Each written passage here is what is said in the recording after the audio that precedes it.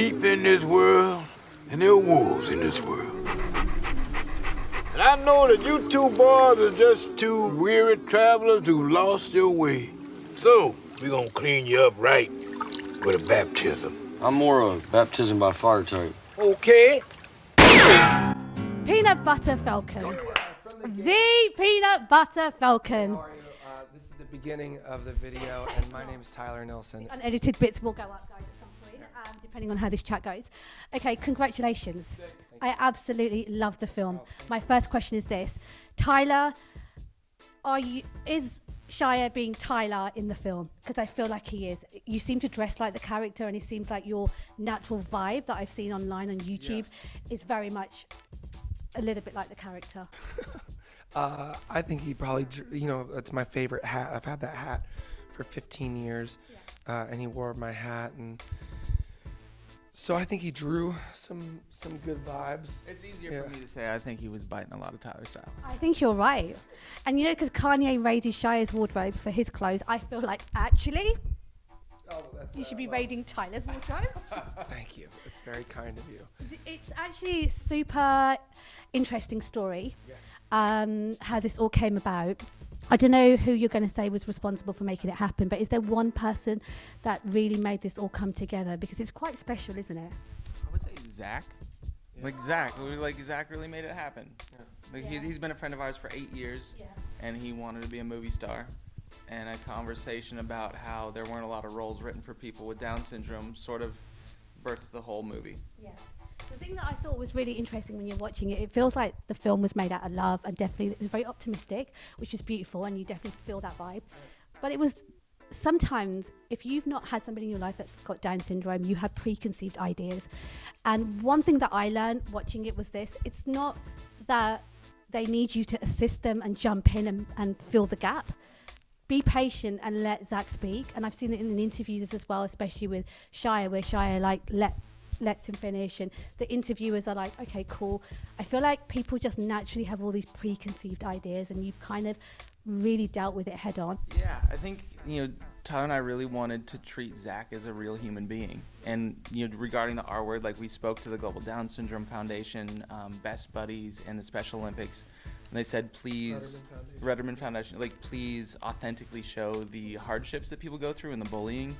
But it was also important for us to show a character with Down syndrome that had aspirations and got frustrated and had happiness and sadness. And I think it's also common to go the other way and just show somebody with disabilities as sort of inspiration, over the top, floating balls of light.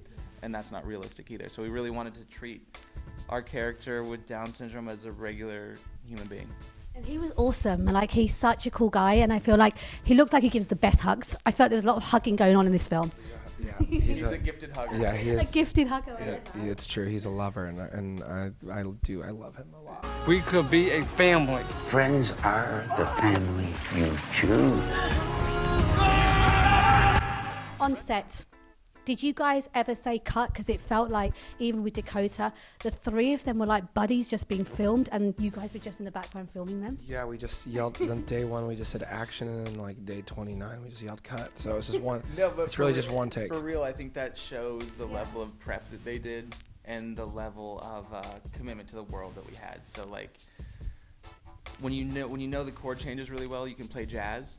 So I think all of them knew the story really well. All of them really loved each other, and were able to draw from the script, improvisation, and just find those natural, honest moments. See, I'm normally all about the story and characters, but the cinematography, the way it looked, was beautiful, and it was very breathtaking. You're like, oh my God, I'm being one of those nerdy film people, which I never normally am. Oh, that looks really beautiful. It's nice we could turn you into that. Yeah, honestly, that is not me. I'm not that person.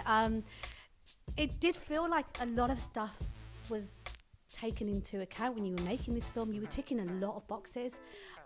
You two seem like this was like a passion project, but also a lifetime project.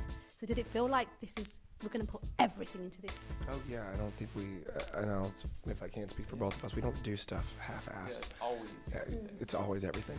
Yeah, that's for what we do. And as filmmakers, to be in this position, you were in London for the London Film Festival at the BFI. You've been everywhere with this film. Have you had a moment where you've thought, shit, this is really happening? And has the wardrobe improved? Like, are we getting designer gear sent to us for the premieres and stuff? We actually heard there was a black tie event last night. We missed it because we got lost. Oh, God. But I was wearing this flannel and Michael's wearing that shirt, and we had a bet that we were going to be able to get in. But no, I don't have any. Do you own a tie? I don't own a tie. I don't What own are a you tie. wearing to your premiere? This. Hey, what's rule number 1? Party. No, not party. Talk to me about him, because he's like a bit of a mystery sometimes, in the sense that everyone seems to have an opinion on him. I actually love the fact that he just seems to do what the hell he wants in his own way, but he genuinely seems like somebody who cares about humans and putting out something in the world that's going to make a change and support others.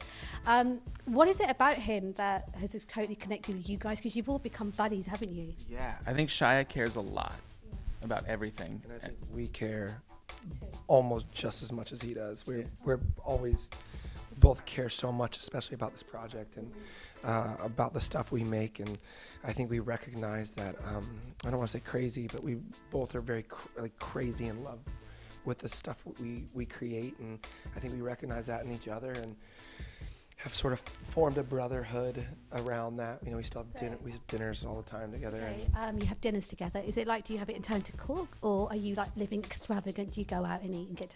We have a hole in our backyard that we dug into the hillside, and we have a fire pit, and we usually just and we sit on the dirt and then cook meat over fire. I'm like cavemen. That's exactly it.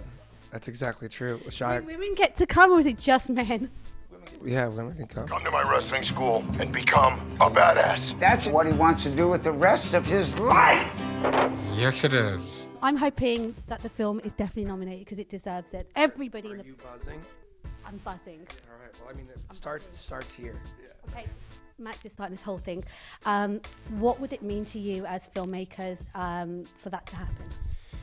As far as Zach's performance or Shia's, like, Everything, because I actually feel like, and this is no lie, the film, Dakota, Zach, Shia, and everybody else, there was nothing wrong with this film. I feel like I want to find something because I know you're a perfectionist over there, so I have to think about it. But we can always get better. yeah, We can always get better. but I feel like you guys, you're going to tick most boxes. Oh, thank you. Don't get big heads, but so for that reason, Best Picture. Let's go with Best Picture. What would that feel like? I almost want to sit with that. How would it feel? I would be mostly really grateful for people to see Shia's performance and Zach's performance, and we really built this for Zach. We handcrafted a script for Zach, and to show the world that Zach is capable of much more than I think people gave him credit for. So I think it would just be the final, like, a little bit of a cherry on the cake to have that happen, but it wouldn't be the cake. Being here is really special, and being at BFI is really special, but yeah, like on a deep, like, non-demure level, like, it'd be fucking awesome. Oh, yeah, no, agree? It would feel, to me, I'm so proud and grateful. I think there's this thing where so many people had to take risks on us. I would feel great for our producers, the people that paid for the movie, the people that worked on the movie. Like, I would be so proud of our squad. You know, like, we were sort of like these like team captains and coaches, and I'd just be like, that's our team that won that. Yeah, Dakota, although she may not have been one of the main stars in the film, I feel like she was incredible too every time she was on the screen, and chemistry was incredible between Shia and Dakota. It was just like, oh, this is so, I feel like a 13-year-old watching them. Yeah, I mean, we still have like a group chat of the cast in the film, you know, and Shia and Dakota and Zach all still talk and hang out, and I think there was an authentic, really love for each other. You know, that wasn't even just on camera. It was everybody, like, our camera people loved Zach and Shia and Dakota, and we all loved each other. So I think that worked its way on Do you screen. have like a group text at the moment with all of you? Yeah. Okay, so who's the wittiest, and could you share something from that conversation that you think that this person instigates these type of conversations? The wittiest is Zach, and can we share now? It's our private text chain. You're not invited on it.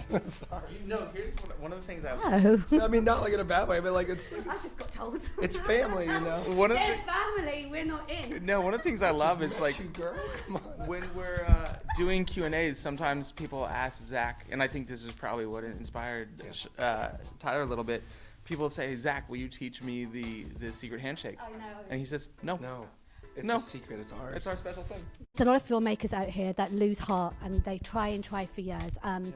And they get no, and everyone always knocks on the door at Hollywood thinking this is our only way in, and these bigger companies. But now we've got a new level of filmmakers who are out here raising money themselves and creating art and thinking, fuck it, we're going to do it ourselves. You two have done it, and you've made an indie film become one of the most talked about films this year, alongside some of the biggest budget films that are out here. What advice and support would you give to other people that are still on that journey? I would say don't knock on the door of Hollywood. Maybe just build your own house.